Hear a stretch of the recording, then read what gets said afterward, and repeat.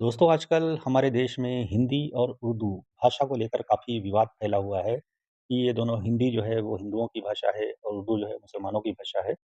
ऐसा कुछ नहीं है।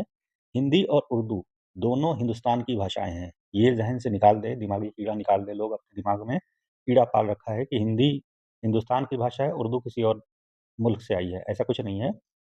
हिंदी, उर्दू दोनों हिंदुस्तान की भाषा है और दोनों भाषाएँ जो हैं वो लश्करी हैं। ठीक है? लश्करी का मतलब लश्कर, पहले लश्कर चलते थे, लश्कर का मतलब पूरे-पूरे ग्रुप जो होते थे वो व्यापार करते थे, ठीक है? तो क्या होता था ज़रा हम इस चीज़ को थोड़ा चित्र से समझते हैं। पहले हिंदी देखिए, हिंदी जो भाषा आई वो आर्यन लोग सेंट्रल एशिया से इंडिया में आए और यहाँ पर इन्होंने संस्कृत भाषा से हिंदी की उत्पत्ति हुई, ठीक है?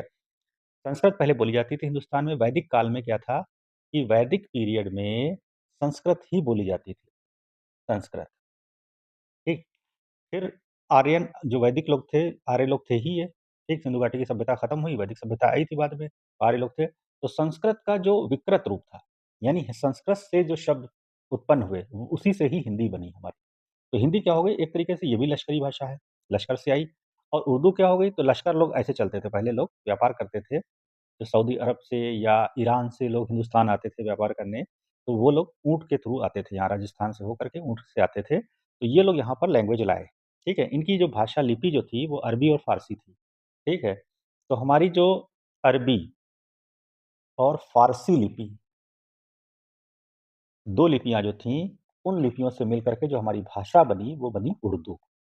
तो ये कहाँ बनी? हिंदुस्तान में, कहीं और नहीं बनी। ये हिंदुस्तान में बनी, ठीक है? तो उर्दू को हम कहते हैं लश्करी भाषा और बहुत ही मिठास वाली भाषा ये है। इसको जो है इस तरीके से नहीं व्यक्त करना चाहिए कि बहुत कट्टर वाली है, ये बहुत ही मिठास, शीरी ज़बान बोली जाती है। शीरी का मतलब होता है मिठाई, मीठी ज़बान।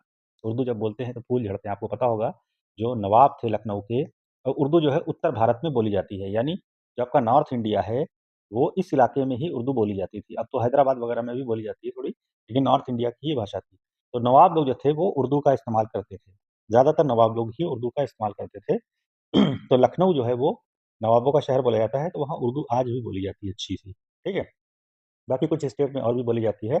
तो उर्दू की जो लिपि है, अब समझिए आप इस चीज़ को, हिंदी जो है, हिंदी की लिपि जो है वो है देवनागरी, देवनागरी। लेकिन देवनागरी जो उत्पन्न हुई, कहाँ से उत्पन्न हुई? नागरी से। देवनागरी जो लिपि उत्पन्न हुई, वो नागरी लिपि से और नागरी लिपि कहाँ से उत्पन्न हुई? ये ब्राह्मी लिपि से, ठीक है? ब्राह्मी लिपि जो थी, ये अशोक के टाइम में बोली जाती थी, भाषा जो थी प्राकृत।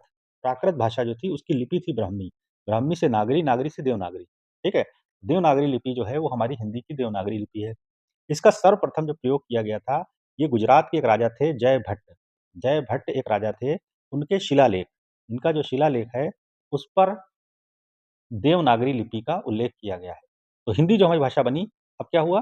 हिंदी ये भाषा है, मान लीजिए, ये हिंदी है। हिंदी में कई एक शब्द आए, कहाँ से आए? संस्कृत से। तो संस्कृत से जो डायरेक्ट आ गए, वो सब कहलाए तत्सम और संस्कृत से जो रूप बदल के आए, वो कहलाए तद्भव, तद्भव, ठीक है? लेकिन हिंदी में केवल तत्सम तद्भव ही नहीं है, संस्कृत से ही नहीं आए, और भी लैंग्वेज से आए। आपकी देसी लैंग्वेज भी है, ठीक है? देसी का मतलब लोकल लैंग्वेज, गाँव देहात की लैंग्वेज, वो भी हिंदी में आई हैं। हिंदी में विदेशी भी लैंग्वेज हैं, ऐसा नहीं है खाली हिंदी में केवल एक ही है। विदेशी लैंग्वेज कौन-कौन सी है? आपकी अंग्रेज़ी है, ठीक है? अरबी है, फ़ारसी भी हिंदी में है, ठीक है? पुर्तगाली भी है, ठीक? तो ये सब क्या हुआ, हिंदुस्तान में आए थे ये सब लोग, तो उससे भी लैंग्वेज आपकी हिंदी में आ गई, तो विदेशी भाषा भी हिंदी में है, ऐज़ इट इज़ रखी गई। हिंदी भाषा कोई ऐसी नहीं है कि अपनी कोई भाषा हो, हिंदी सब इन्हीं भाषाओं से मिल कर के हिंदी बनी है। उर्दू भी कोई अपनी भाषा नहीं है। उर्दू क्या है? उर्दू की जो लिपि है, वो आपकी अरबी और फ़ारसी है। उर्दू की जो लिपि है, अरबी और फ़ारसी है, यानी उर्दू की लिपि अरबी और फ़ारसी है। कहाँ से आई? अरब और फ़ारस से जो शब्द आए, वो उर्दू में आ गए, वो एज़ अ उर्दू बन गए। उर्दू कोई अपनी भाषा नहीं है, ठीक है? लेकिन अब चिढ़ कहाँ पर है? लोगों को चिढ़ ये है कि उर्दू जो है वो मुसलमानों की भाषा है, ऐसा कुछ नहीं है। जब भारत का विभाजन हुआ, तो एक बना पाकिस्तान, ठीक है?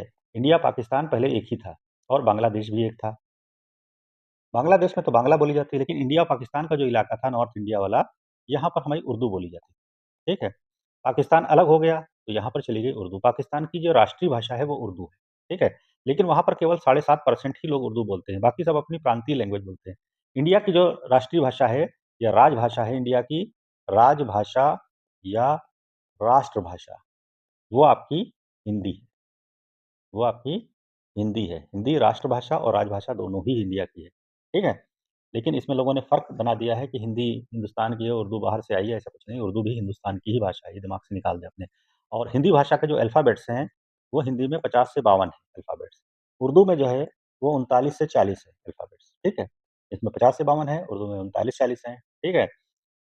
उर्दू हिंदी का जो जनक था, वो भारतेंदु हरिश्चंद्र को माना जाता है। भारतेंदु हरिश्चंद्र को हिंदी साहित्य का जनक माना जाता है। यानी हिंदी का जो जनक है, आधुनिक हिंदी साहित्य के जनक भारतेंदु हरिश्चंद्र को ही माना जाता है। ठीक है? तो ये कहना कि उर्दू कहीं और से आई, हिंदी कहीं और से, यहीं से हैं दोनों भाषाएँ, और एक तरीके से माना जाए तो ये लश्करी भाषा है हमारी, ठीक है? यानी लश्करों से हिंदी भी आई, तो लश्करी मतलब यहाँ से लोग आए लश्कर के रूप में, और उर्दू भी लश्कर से ही उत्पन्न हुई, तो लश्करी भाषा है। इसलिए अपने ज़हन से इस कीड़े को निकाल दें कि दोनों अलग-अलग हैं, दोनों एक ही देश की भाषा है और वो हिंदुस्तान की।